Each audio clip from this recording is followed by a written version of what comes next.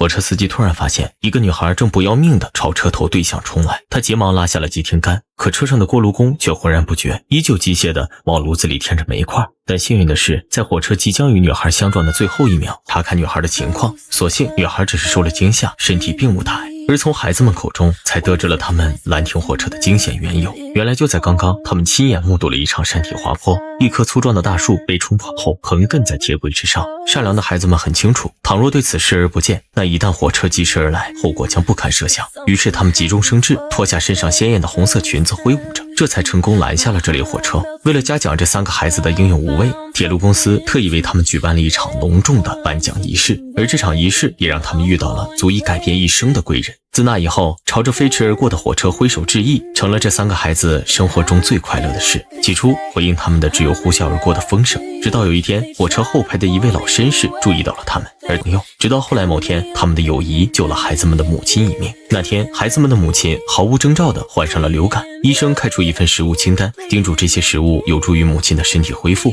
3个孩子为了让妈妈尽快好起来，决定把钱都花在为母亲购置康复所需的食物上，而他们自己则决定只吃最便宜的面包，然后喝点水也能维持生命。但即便如此节衣缩食，钱还是远远不够。第二天，心思细腻的姐姐灵机一动，想出了一个办法。她抽出家中的被单，在上面工工整整地写下几个大字。她打算向火车上那位善良的老绅士求助。老人依旧如往常一样，静静地守在车厢尾端。可这一次，他却只瞧见了2个孩子。只见他们合力撑起一块布，上面写着请注意车站。老人瞬间明白，这些孩子怕是遇到了难处。要知道，这3个孩子曾凭借勇敢与智慧，帮自己的铁路公司避免了一场灭顶之灾般的悲剧。这份恩情他一直铭记于心，所以这个忙他一定要帮。姐姐果然在车站等到了老绅士。老人打开信封，只见女孩的字迹干净利落，信中她条理清晰地讲述了家中遭遇的困境，还附上了医生开具的那份食物清单。她在信里郑重承诺，待自己长大成人，定会将这笔钱如数归还给老人。老绅士看信时，嘴角不自觉微微上扬，他打心底里喜欢这些孩子身上那股子真诚与善良，竟真的帮助了一个家庭渡过难关。然而当母亲得知事情的来龙去脉后，却一脸严肃地训斥起孩子们，他责怪他们不该擅自接受这份帮助。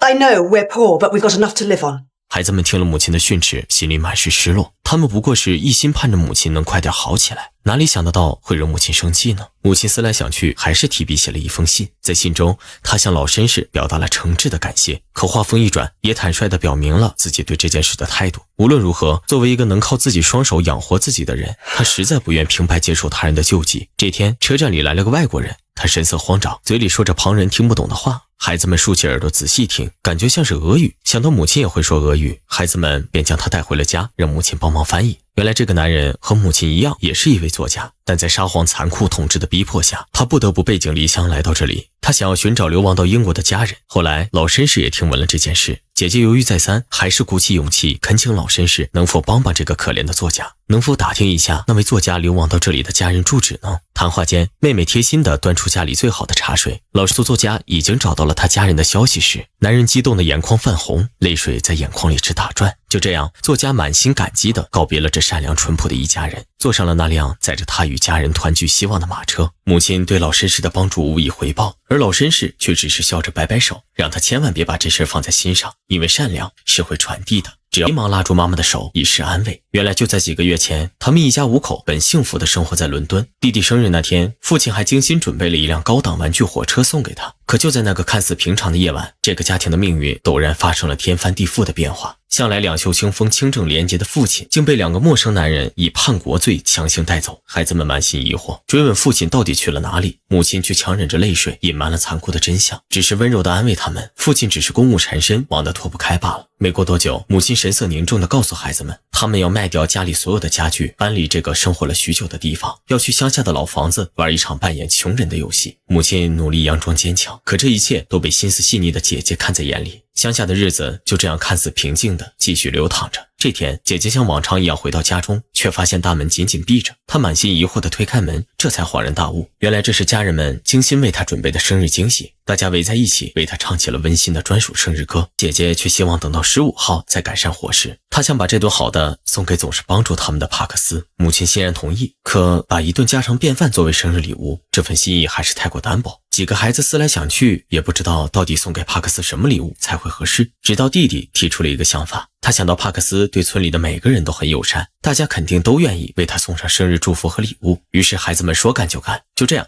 在15号那天，他们收集到了满满一车的礼物，有某位太太送的半斤清香茶叶，有杂货店老板送出的一条柔软毛巾，鞋匠送上了鞋带，铁匠则打造了一把崭新的铁锹。这一车礼物承载着大家对帕克斯真诚的感激与祝福，也是大家对帕克斯爱的回报。然而当帕克斯看到这一车礼物时，却十分气愤。姐姐却突然发现父亲的图像竟然出现在了报纸上，他被宣判间谍罪，处以了5年刑期。姐姐收起报纸，质问母亲。面对情绪激动满脸焦急的女儿，母亲终于缓缓道出了事情的原委。原来善良正直的父亲是遭人陷害的，有人嫉妒父亲的清廉，认为他绊了他们的脚，便故意诬陷了他。姐姐很气愤，她再次提起笔给老绅士写了一封信，她认为以老绅士的人脉一定可以查到些什么。果然没过多久，老绅士的回信就到了，信上说事情已经有了眉目，他邀请女孩在车站见面。见面时，老绅士说其实他本就不需要写信的，因为他早就看了关于他父亲的新闻，并且已经调查有一段时间了。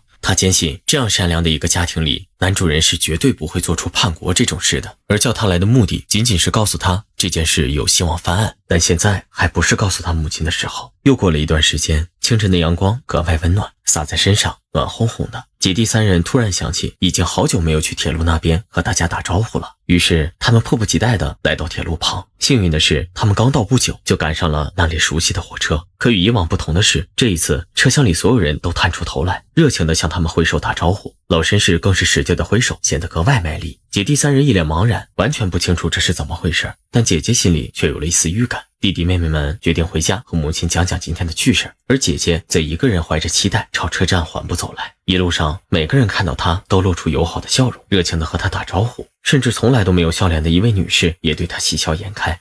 God bless you, dear. 女孩来到站台，站长莫名其妙地对她说 The 11:57 is right on time, miss. 而帕克斯也紧接着表达祝贺。 Here you are. You know, I don't think I've ever been so glad of anything. One thing I must do on a day like today, no offence. You're not offended, are you? I haven't taken too great a liberty. Oh, no, of course not, dear Mr. Parks. But on a day like what?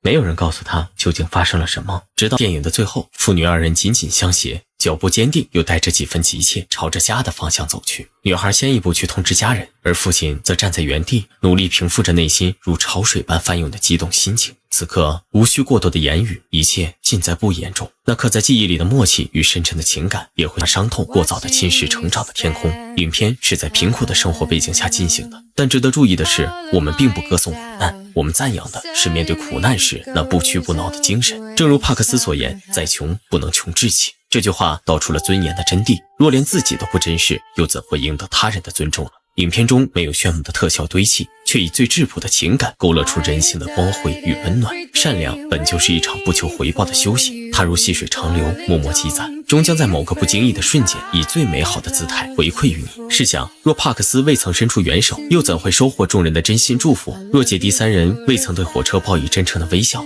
未曾勇敢地阻止那场悲剧，又怎会赢得老绅士的信任，从而为父亲铺就一条重生的道路呢？老绅士便是善良的化身，他以礼相待，更在他人需要时毫不犹豫地伸出援手，共度难关。世间万物皆有因果轮回，你的每一次善举都如同播撒在心田的种子，终将在未来的某一天绽放出最绚烂的花朵。